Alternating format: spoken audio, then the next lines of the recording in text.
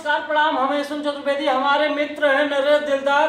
तो इस होली के पावन अवसर पे एक होली का गाना गाने जा रहे हैं।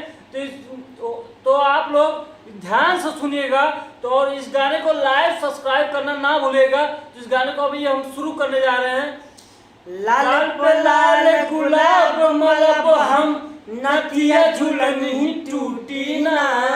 लाल पे लाल गुलाब मलब हम नथिया झुलनी टूटी ना।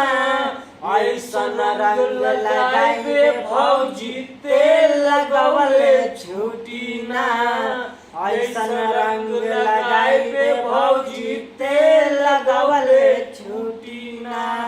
तोहर कलैया धीरे से धरब, तोहर कलैया धीरे से धरब, एक चूड़ी फूटी ना।